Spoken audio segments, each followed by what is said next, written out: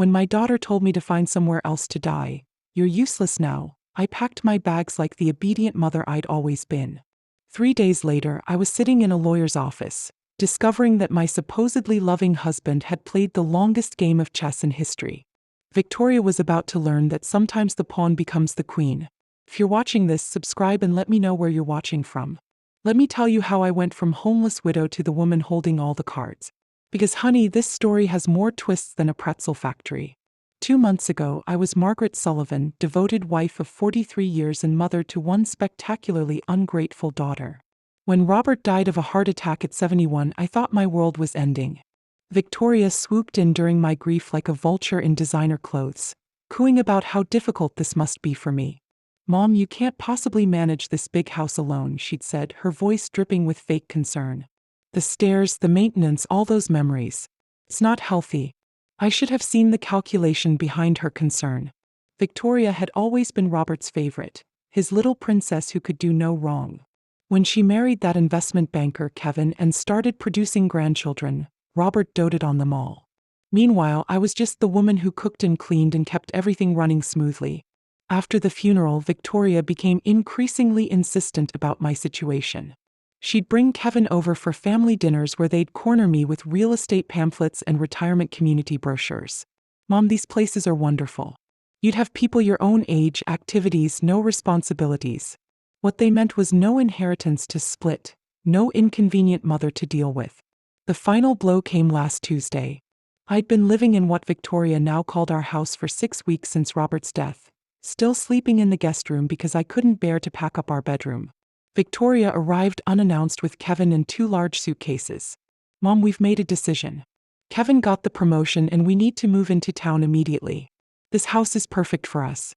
I stared at her, not quite comprehending. "Move in? But this is my home."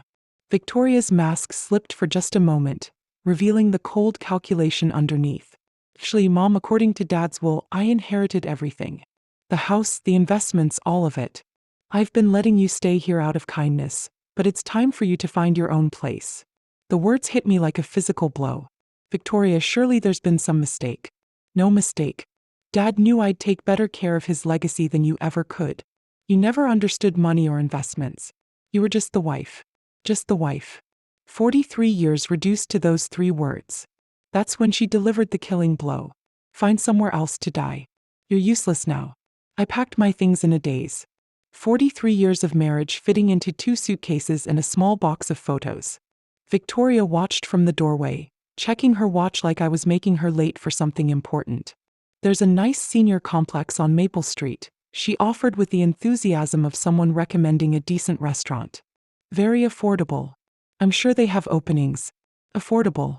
My daughter was inheriting $33 million, and she was suggesting I check into what was essentially a welfare facility for the elderly.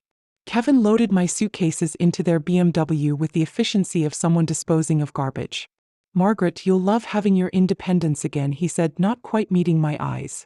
No more worrying about house maintenance or property taxes. No more home, he meant. As we drove away, I watched my house, Robert's house, Victoria's house now, disappear in the rearview mirror. The irony wasn't lost on me. I'd spent 4 decades making that house a home, hosting Victoria's birthday parties, nursing Robert through his illness, maintaining every detail he cared about. Now I was being driven to a budget motel like an unwanted guest who'd overstayed her welcome. The Sunset Inn was exactly what you'd expect from a place charging $49 a night. Thin walls, thinner towels, and a carpet that had seen better decades. Victoria handed me $200 in cash like she was tipping a hotel maid. "This should cover you for a few days while you get settled," she said. "I'll have Kevin transfer some money into your account once we sort through Dad's paperwork. Some money from my own inheritance." After they left, I sat on the sagging mattress and tried to process what had just happened.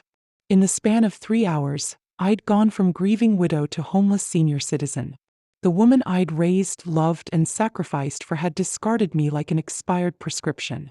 But as I sat there in that depressing motel room, something began nagging at me. Robert had always been meticulous about his affairs, obsessively organized about important documents. He'd shown me the will years ago, explaining his wishes, making sure I understood everything, and I was absolutely certain that's not what it had said. Robert had been many things: traditional, sometimes stubborn, occasionally patronizing about money matters. But he wasn't cruel. The man who'd held my hand through my mother's death, who'd surprised me with flowers every anniversary, wouldn't have left me destitute. The next morning, I used the motel's Wi-Fi to search for Robert's attorney, Harrison Fitzgerald, the same lawyer who'd handled our house purchase and various business matters over the years. His office was downtown, a 20-minute bus ride that cost me precious cash but felt necessary. Harrison Fitzgerald was a distinguished man in his 70s with kind eyes behind wire-rimmed glasses. When his secretary announced that Mrs. Sullivan was here about her husband's estate, he looked genuinely surprised. "Margaret, my dear, I was wondering when you'd come in. I tried calling your house several times, but Victoria said you were traveling." "Traveling?" That's what my daughter had told him. "Mr. Fitzgerald, I need to ask you about Robert's will." He looked puzzled. "Of course. Didn't Victoria provide you with your copy?" I gave her the original and several copies after the reading. My stomach dropped. "There was a reading? Margaret, you were supposed to be there. Victoria said you were too distraught, that she'd handle everything and make sure you received your inheritance." The blood drained from my face as the reality hit me. "Mr. Fitzgerald, I was never told about any reading. Victoria told me she inherited everything." Harrison Fitzgerald's expression shifted from confusion to alarm. He reached for a thick file folder, his movements suddenly urgent. "Margaret, that's impossible. Your husband's will is very specific about your inheritance." He pulled out a document. I recognized Robert's neat signature at the bottom, witnessed and notarized. But as Harrison began reading, I realized Victoria had lied about everything.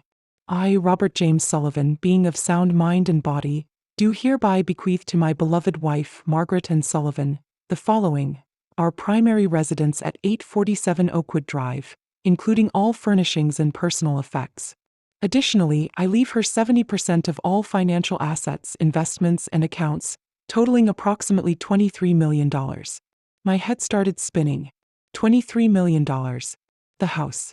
70% of everything. Harrison continued reading, his voice growing more serious. To my daughter, Victoria Sullivan Hayes, I leave $10 million to be held in trust with distributions beginning on her 45th birthday, contingent upon her treatment of her mother following my death. Contingent upon her treatment of me. Robert had known. Somehow he'd known exactly what Victoria would try to do. "Mr. Fitzgerald," I whispered. "Victoria told me I inherited nothing. She moved into my house. She gave me $200 and suggested I find a senior facility." The elderly lawyer's face flushed with anger. "Margaret, what Victoria has done is called elder abuse and fraud. She's committed multiple felonies. But she had legal documents. She showed me papers. Forged, most likely, or documents from an earlier draft. Your husband updated his will 6 months before his death, specifically because he was concerned about Victoria's attitude toward money and her sense of entitlement." The room was spinning. All those times Victoria had dismissed my opinions, talked over me during family dinners, rolled her eyes when I tried to contribute to conversations about their expensive vacations or Kevin's business deals. Robert had been watching, evaluating, making decisions. "There's more, Margaret. The trust provision for Victoria specifically states that if she fails to treat you with respect and dignity following my death, the entire $10 million reverts to you instead." I stared at him in shock. "Are you saying—" "I'm saying your daughter just cost herself $10 million. Her inheritance is now yours as well. You're not inheriting $23 million, Margaret. You're inheriting $33 million, plus the house and all personal property." The irony was so perfect it was almost funny. Victoria had been so eager to claim her inheritance that she'd triggered the exact clause designed to protect me from her greed. "What do I do now?" I asked, my voice barely steady. Harrison smiled, and for the first time since Robert's death, I saw genuine warmth directed at me. "Now, my dear, we call the police about the fraud. And then we call Victoria and inform her that she's about to receive the shock of her life. Can she fight this? With what money? She's about to discover that every account she thought she controlled actually belongs to you. Every investment, every bank account, every asset except your house is frozen pending investigation of her fraudulent activities." I thought about Victoria in my house, probably already planning renovations, shopping for new furniture with money she thought was hers. Kevin was probably calculating how the inheritance would affect his investment portfolio. They had no idea that in about 6 hours, their entire world was going to implode. Harrison Fitzgerald's office became command central for what he cheerfully called Operation Justice. He contacted the police, the banks, and a private investigator while I sat in his leather chair, still processing the magnitude of Victoria's deception. The forged documents are quite sophisticated, Detective Rodriguez explained as she reviewed the fake will Victoria had shown me. This wasn't a spur-of-the-moment crime. Someone planned this carefully. You think Victoria had help? I asked. Almost certainly. Creating convincing legal forgeries requires specific knowledge and connections. We'll need to investigate whether Kevin or someone in his financial network was involved. Within 2 hours, every account had been frozen. Victoria's credit cards, linked to what she thought were her new inheritance accounts, were declined. The house utilities, which she'd already transferred to her name, were suspended pending ownership verification. My phone rang at exactly 3:47 p.m. Victoria's name flashed on the screen. Mom, where are you? There's some kind of mix-up with the bank accounts. They're saying Daddy's assets are frozen. Oh, Victoria. I'm sitting in Harrison Fitzgerald's office. You remember him? Daddy's attorney, the one who read the real will to an empty room while you told him I was traveling. Silence then. Mom, I don't know what you think you discovered, but I discovered that you're a liar and a thief, sweetheart. I also discovered that your father was much smarter than either of us realized. You don't understand. I was protecting you from the complexity of managing all that money. You've never had to deal with investments. Oh, I understand perfectly.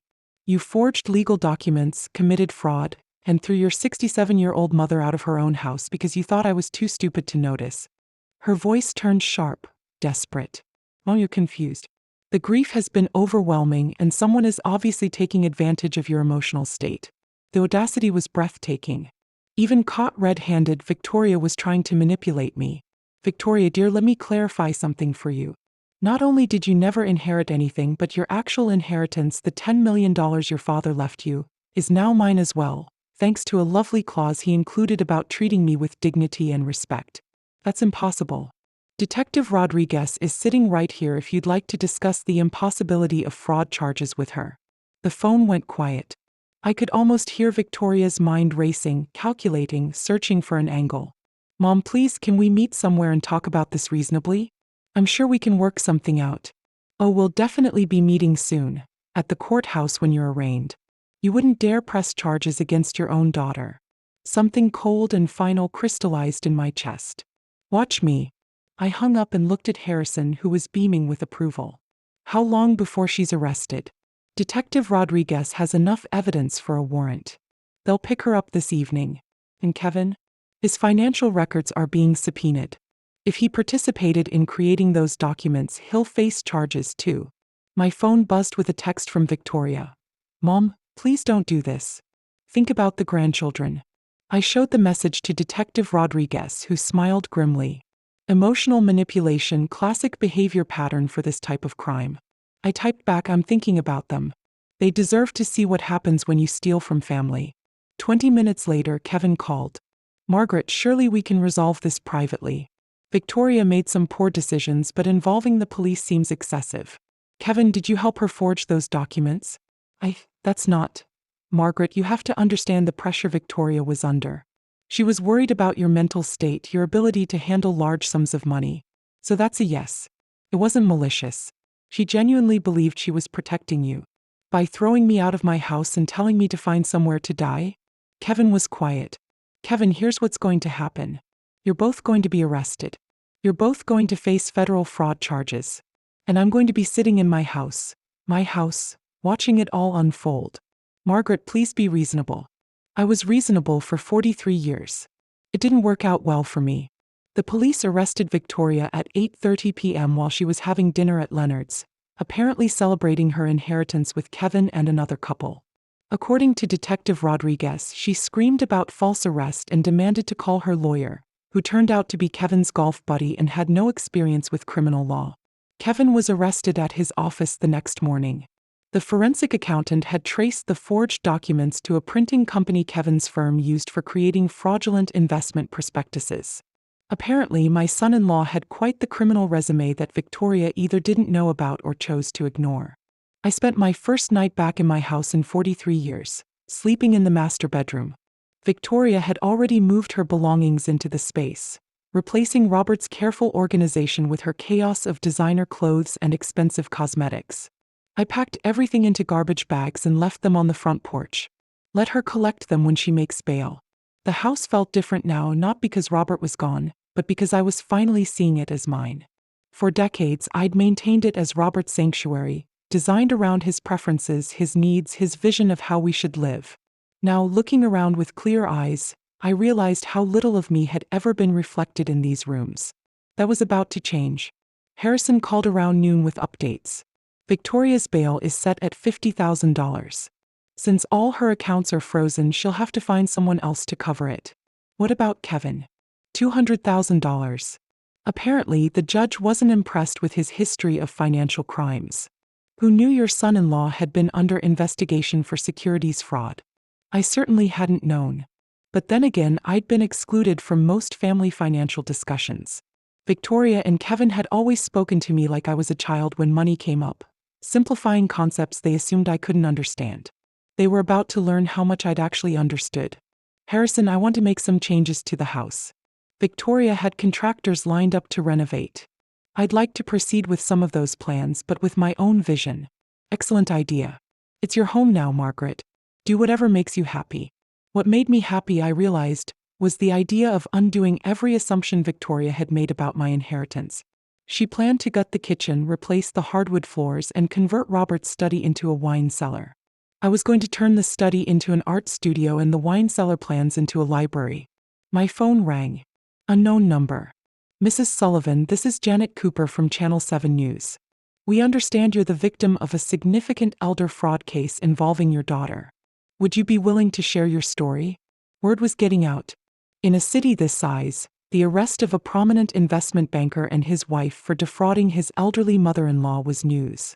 Miss Cooper, I appreciate your interest, but I'm not ready to make public statements. I understand this must be difficult, but your story could help other seniors recognize warning signs of family financial abuse. He had a point. How many other women my age were being manipulated by adult children who saw them as inconvenient obstacles to inheritance? If I decided to tell my story, would I have control over how it's presented? Absolutely. We could arrange a sit-down interview where you'd have approval over the final edit. I thought about Victoria probably sitting in a jail cell right now, still believing this was all a misunderstanding she could charm her way out of. Miss Cooper, let me get back to you. I might have quite a story to tell. After hanging up, I poured myself a glass of the expensive wine Kevin had sent us for Christmas. Wine I was apparently now drinking in my own house, purchased with my own money, while contemplating whether to publicly humiliate my daughter on television. Life had certainly taken an interesting turn. The doorbell rang at 7 a.m. sharp. Through the window, I could see Victoria on my front porch, wearing yesterday's clothes and looking like she'd aged 5 years overnight. She'd made bail somehow. I opened the door but didn't invite her in. Mom, please. We need to talk. We talked yesterday. You told me to find somewhere to die. I found somewhere to live instead. Victoria's eyes were red-rimmed, her usual perfect composure completely shattered. I made mistakes. Terrible mistakes. But I'm still your daughter. Are you? Because daughters don't typically forge legal documents to steal their mother's inheritance. I wasn't stealing. I was. She stopped, clearly struggling to find words that didn't sound criminal. You were what, Victoria? I was trying to protect you from making poor financial decisions. You've never managed large amounts of money. Even now, even after being arrested for fraud, she couldn't admit the truth.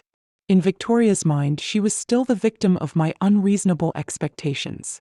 Victoria, let me share something your father told me 6 months before he died.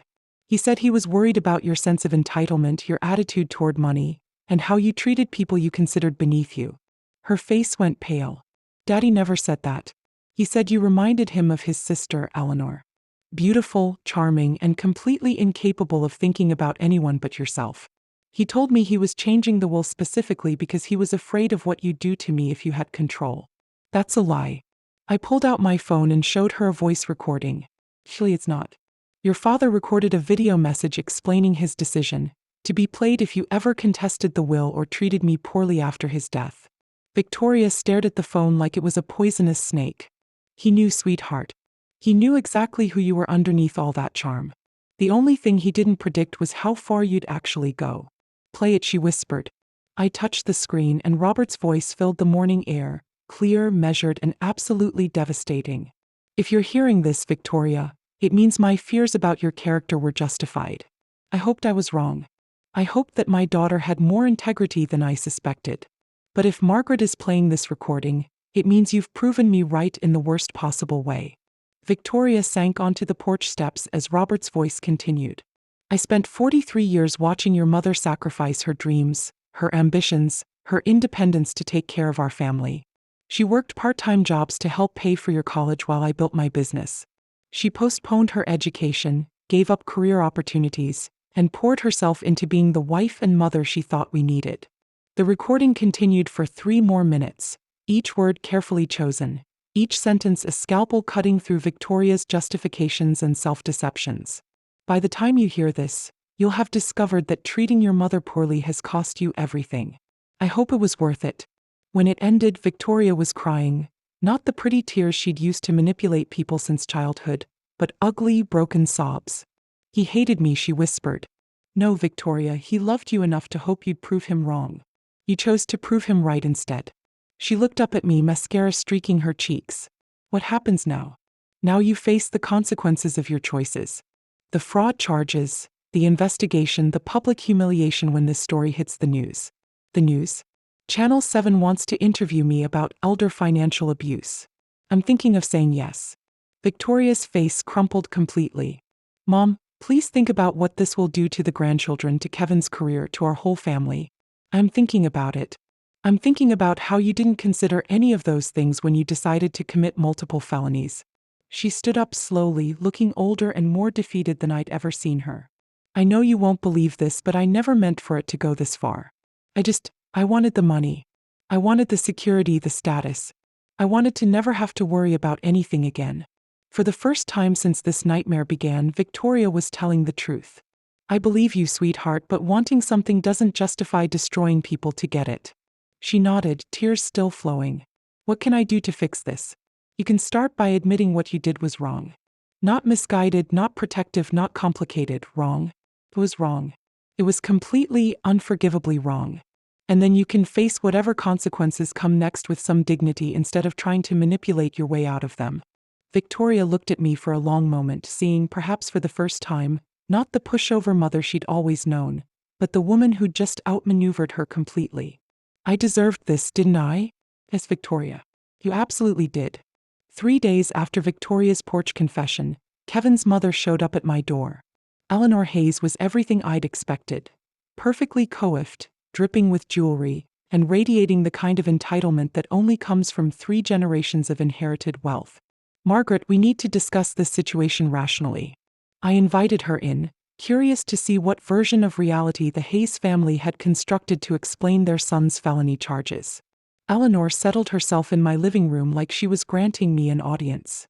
Kevin made some poor choices, obviously, but prosecuting him seems rather vindictive, don't you think?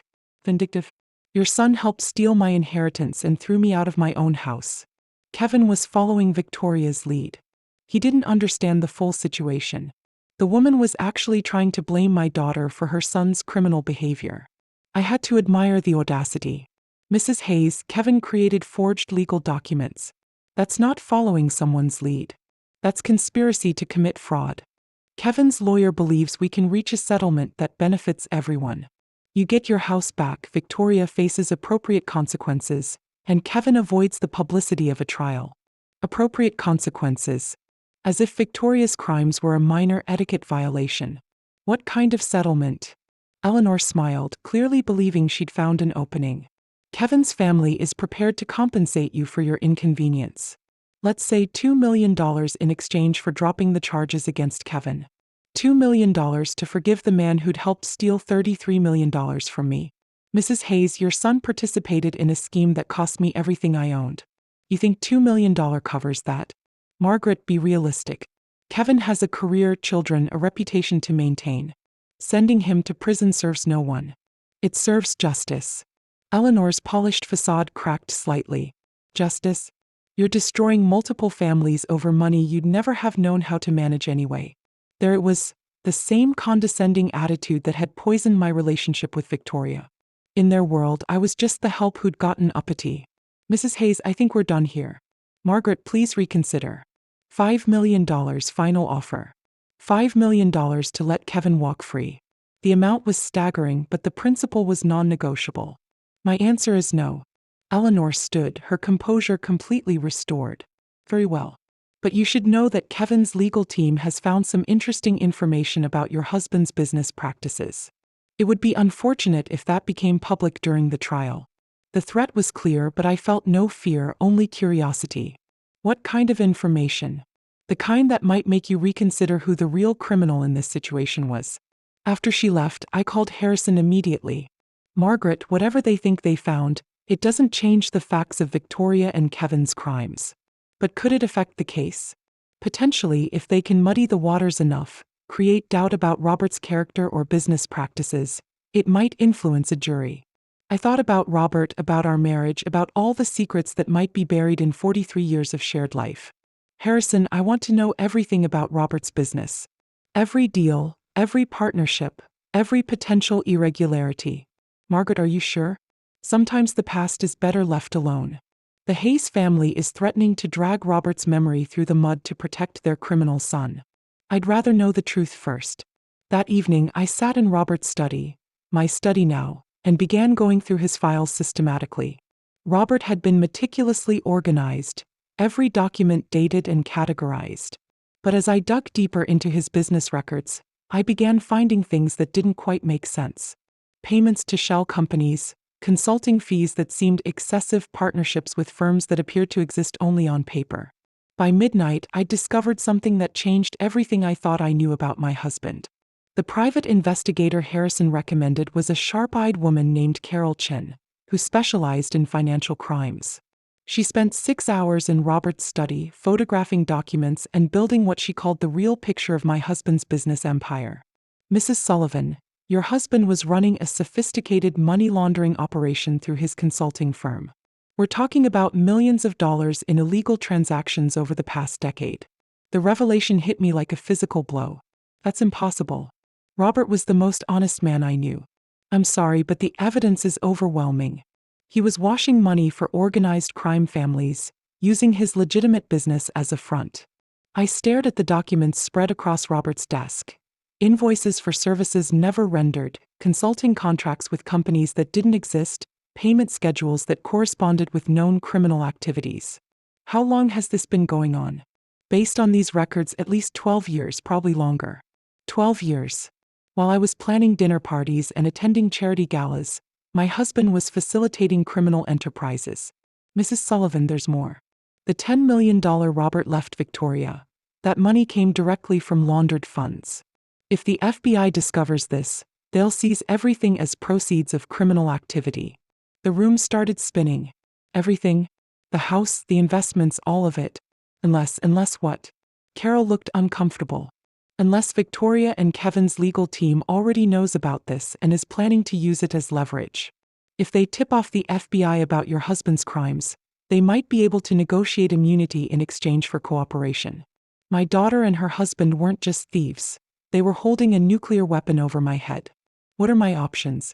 Legally, you could contact the FBI yourself, come forward voluntarily and hope for leniency. You'd lose most of the money, but you might keep the house. And if I don't? Victoria and Kevin's lawyers will probably leak this information strategically. You'll lose everything anyway, but you'll also face potential charges for unknowingly benefiting from criminal activity. I thought about Eleanor Hayes's smug confidence, her certainty that I'd accept their settlement offer. They'd known about Robert's crimes all along. Carol, how did they find out about this? Kevin's an investment banker. He'd have recognized the patterns in your husband's financial records. The question is, what are they planning to do with this information? My phone rang. Victoria's number. Mom, we need to meet tonight. There are things you need to know about Daddy that change everything. Already know, Victoria. Silence. Then you know what? I know about the money laundering. I know about the criminal connections. I know that everything your father left us is tainted. Mom, listen to me carefully. Kevin's lawyers have been in contact with the FBI. They're willing to let us renegotiate our situation. Kevin gets immunity in exchange for providing information about Daddy's criminal network. You get to keep $5 million in the house. The rest goes to the government. And you? The fraud charges disappear. We all walk away from this mess. It was brilliant in a sociopathic way. Victoria had turned my moral victory into her strategic advantage. Victoria, you're asking me to help you profit from your crimes by exploiting Daddy's crimes. I'm asking you to be practical. The alternative is losing everything and potentially facing charges yourself. I looked around Robert's study, seeing it clearly for the first time. The expensive furniture, the rare books, the art collection, all of it purchased with blood money. I need time to think. Mom, the FBI meeting is tomorrow morning. Kevin's lawyer needs an answer tonight. After hanging up, I sat in the darkness of Robert's study, surrounded by the evidence of his double life. 43 years of marriage to a stranger, a daughter who'd inherited more than money from her father. She'd inherited his talent for deception. But she'd made one crucial mistake. She'd underestimated who I was when my back was against the wall. I picked up the phone and dialed Carol Chin. Carol, how quickly can you get me a meeting with the FBI? I have a story to tell them and I think they're going to find it very interesting. FBI agent Sarah Martinez looked exactly like what Central Casting would order for a federal investigator. Serious, intelligent, and completely immune to charm. She sat across from me in Harrison's conference room, recording our conversation and taking notes with mechanical precision. Mrs. Sullivan, you understand that by coming forward voluntarily, you're potentially admitting to benefiting from criminal proceeds? I understand, but I'd rather tell you the truth than let my daughter and her husband manipulate this situation to their advantage. I laid out everything. Robert's hidden business, Victoria's fraud scheme, Kevin's forgeries, and the extortion attempt masquerading as a settlement offer. Your daughter believes she can trade information about your husband's crimes for immunity from her own charges. That's exactly what she believes, and she thinks I'll cooperate because I'm afraid of losing everything.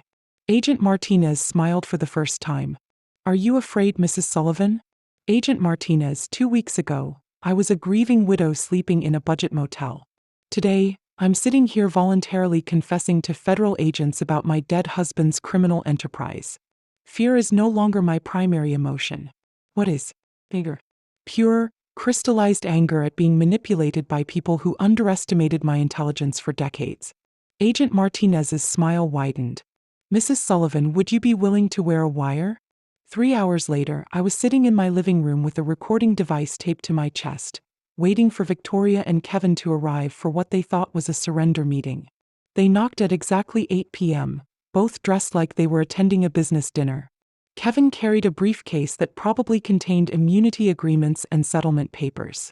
Mom, you look better than you have in weeks, Victoria said, kissing my cheek like nothing had happened. I feel better. Clarity has that effect. Kevin opened his briefcase with the efficiency of someone who'd conducted similar negotiations before. Margaret, our lawyers have structured this very favorably for you. You retain the house, $5 million in clean assets, and complete immunity from any charges related to Robert's activities. Clean assets. That's an interesting phrase. Victoria shot Kevin a warning look. Mom, the important thing is that we're all protected. The past stays buried and we all move forward. What about the $33 million Robert actually left me? Mom, that money is tainted. It can't be separated from Daddy's criminal activities. Taking $5 million is the best outcome possible. And you too? What do you get out of this arrangement? Kevin leaned forward, his confidence returning. We get to put this unfortunate misunderstanding behind us. Victoria's charges disappear, my reputation remains intact, and our family can heal. Misunderstanding. He was still calling felony fraud a misunderstanding. Kevin, help me understand something. When exactly did you discover Robert's criminal activities? What do you mean? I mean, did you know about the money laundering when you married Victoria? Or did you discover it recently when you were planning to steal my inheritance? Kevin and Victoria exchanged glances. Margaret, I don't think that's relevant to our current discussion. Actually, I think it's very relevant because if you knew about Robert's crimes and said nothing, that makes you an accessory after the fact. And if you only discovered them while committing your own crimes, that makes you remarkably unlucky. Victoria's composure was starting to crack. Mom, what are you getting at? I'm getting at the fact that you two have been planning this for months, possibly years. The forged will, the money laundering discovery, even Kevin's connections to document forgers. None of this was spontaneous. That's ridiculous. Is it? Agent Martinez finds it quite plausible. The color drained from both their faces. Agent Martinez? Kevin whispered. FBI. She's been very interested in my story about systematic elder abuse, fraud, and extortion. Particularly the part where you tried to blackmail me with my dead husband's crimes. Kevin stood up abruptly, reaching for his briefcase. Margaret, this conversation is over. Actually, Kevin, I think it's just beginning. Agent Martinez and 2 other federal agents entered my living room as Victoria and Kevin sat frozen in place. The briefcase Kevin had been reaching for was confiscated immediately, along with both their phones. Victoria Sullivan Hayes and Kevin Hayes, you're under arrest for conspiracy to commit wire fraud, elder abuse, and attempted extortion of a federal witness. Victoria turned to me with an expression of absolute betrayal. Mom, how could you do this to your own family? The same way you could forge legal documents and steal my inheritance, sweetheart, except my way is legal. As the agents handcuffed them, Kevin tried one last desperate play. Margaret, you don't understand what you've done. There are people connected to Robert's business who won't appreciate federal attention. You've put yourself in danger. Agent Martinez paused in reading them their rights. Mr. Hayes, are you threatening a federal witness? I'm warning her about the reality of her situation. The reality, Agent Martinez said, is that you just added witness intimidation to your charges. After they were removed, Agent Martinez sat back down across from me. Mrs. Sullivan, Kevin's warning might not be entirely empty. Your husband was connected to some dangerous people. How dangerous? The Torino crime family, primarily. They've been using legitimate businesses to launder money for decades. Your husband's consulting firm was one of their most successful operations. The name meant nothing to me, but the agent's expression told me everything I needed to know. Are you saying I'm in actual physical danger? Potentially. But there's something else you should know about your husband's operation. Something that changes everything. Agent Martinez pulled out a thick file folder, the kind that suggested months of investigation. Mrs. Sullivan, your husband wasn't just laundering money for the Torino family. He was an FBI informant. For 12 years, he was providing information about their operations while appearing to facilitate their money laundering. The world tilted sideways. Robert was working for the FBI? Deep cover, long-term investigation. The operation was so sensitive that even local FBI offices weren't informed. Your husband was helping us build cases against multiple crime families. But the money was real. The FBI allowed him to keep a percentage of the laundered funds as payment for his cooperation and to maintain his cover. Everything he left you was earned through legitimate federal cooperation. I stared at her, trying to process this revelation. So, the $33 million is legally mine? Your husband died before the investigation concluded, but his cooperation over 12 years directly led to 47 arrests and the seizure of over $200 million in criminal assets. Why didn't anyone tell me? Because the investigation was ongoing, and because we weren't certain about your involvement or knowledge. Your daughter and son-in-law's fraud scheme actually helped us confirm your innocence. Victoria and Kevin didn't know any of this. They suspected criminal activity, but they had no idea about the federal cooperation. They were planning to blackmail you with information that would have actually exonerated your husband. The irony was so perfect it was almost poetic. Victoria had tried to steal my inheritance twice. Once through fraud and once through blackmail based on incomplete information. Agent Martinez, what happens now? Now you get your money back, your daughter and son-in-law face federal charges, and you get to decide what kind of life you want to build with your legitimate inheritance. And the danger Kevin mentioned? The Torino family will be too busy dealing with their own legal problems to worry about you. We're executing search warrants across 3 states tomorrow morning. I looked around my living room, seeing it again as the site of my resurrection rather than my humiliation. Agent Martinez, can I ask you something? Of course. In your professional opinion, am I a terrible person for feeling satisfaction about Victoria's arrest? Agent Martinez smiled. Mrs. Sullivan, in my professional opinion, you're a woman who refused to be victimized. That's not terrible. That's inspiring. 6 months later, I stood in the kitchen of my renovated house making coffee for 2. The morning sun streamed through new windows that actually opened properly, illuminating countertops I'd chosen myself for the first time in 43 years. Good morning, Margaret. Dr. Sarah Chen, Carol's sister and my new financial advisor, appeared in the doorway, carrying a thick folder of investment reports. Good morning, Sarah. Ready for our quarterly review? The past 6 months had been a whirlwind of legal proceedings, media interviews, and personal transformation.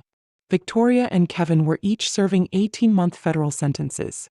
The news coverage of their crimes had made me something of a celebrity in senior advocacy circles. Your portfolio is performing excellently, Sarah said, settling at my new breakfast table. The charitable foundation is fully operational, and the scholarship fund has already selected its first recipients. The Margaret Sullivan Foundation for Elder Protection had become my primary focus. Using $15 million of my inheritance, we were funding legal aid for seniors facing family financial abuse and supporting legislative changes to strengthen elder protection laws. Any word on the documentary? Netflix confirmed the production deal. They want to start filming next month. My story had captured media attention far beyond the initial news coverage. The Mother's Revenge, an American crime story, was being developed as a limited series, with the proceeds going to elder advocacy organizations. And Victoria? Sarah's expression grew careful. She's written again. Her lawyer says she wants to apologize and ask for forgiveness. Victoria had written me 17 letters from federal prison. I'd read the first few, which ranged from self-justifying to desperate, before deciding to stop opening them. Some relationships, once broken, can't be repaired with words. Sarah, has my stance on that changed? Not according to our previous conversations, but people do evolve, Margaret. Even people who've made terrible choices. I thought about the woman I'd been 6 months ago, grieving, dependent, willing to accept whatever scraps of dignity my family offered me. That woman might have felt obligated to forgive Victoria, to rebuild a relationship based on guilt and tradition, but that woman was gone. Sarah, schedule a meeting with Victoria's lawyer, not to reconcile but to make something clear. What kind of thing? I want Victoria to understand that her actions had consequences beyond legal punishment. I want her to know that she destroyed our relationship permanently and that her children will grow up knowing why their mother went to prison. That seems harsh. Good. Supposed to be harsh. Victoria made adult choices that hurt people she was supposed to love. She doesn't get to escape the emotional consequences just because she's written some prison letters. Sarah made notes in her leather portfolio. And the grandchildren? Victoria's requested supervised visits with them. My relationship with Victoria's children will be based on their choices when they're adults, not their mother's rehabilitation efforts. The doorbell rang. Through the window I could see a delivery truck with a large package. Must be the new furniture for the studio, I told Sarah. The art studio had been my favorite renovation project. Robert's former den was now a bright, airy space where I was rediscovering my love of painting, something I'd abandoned when I got married and assumed the role of supporting wife and mother. Margaret, can I ask you something personal? Of course. Do you ever regret how this all played out? The prison sentences, the media attention, the permanent family estrangement? I considered the question while signing for my delivery. 6 months ago, I'd been invisible, a widow with no money, no home, and no prospects. Today, I was a millionaire philanthropist with a foundation, a documentary deal, and a purpose that extended far beyond my own survival. Sarah, my daughter tried to steal everything I owned and leave me homeless. My son-in-law created forged documents and threatened me with blackmail. They showed me exactly who they were when they thought I was powerless to stop them. But they're still family. No, they're still DNA. Family are the people who protect you when you're vulnerable, not the people who exploit your vulnerability for profit. Sarah closed her portfolio, satisfied with my response. Besides, I added, look what I became when I stopped allowing them to define my worth. After Sarah left, I walked through my house. Really my house now, decorated according to my taste, organized around my priorities. In the art studio, I uncovered my latest painting. A self-portrait of a woman standing in bright sunlight, her face turned toward the future. The woman in the painting looked nothing like the grieving widow who'd packed her life into 2 suitcases 6 months ago. This woman looked powerful, independent, unafraid. She looked like someone who'd learned that the best revenge isn't getting even. It's becoming everything your enemies never thought you could be. Outside, the sun was setting behind trees I'd planted myself, in soil that belonged to me, on property I'd defended through intelligence and courage rather than inherited through marriage or birth. Tomorrow, I'd continue building the life I'd chosen rather than the life others had planned for me. And if Victoria wanted to rebuild a relationship with this woman, she'd better bring a lot more than prison letters and hollow apologies. She'd better bring a complete transformation, one that matched my own. Thanks for listening. Don't forget to subscribe and feel free to share your story in the comments. Echoes of Truth Matters.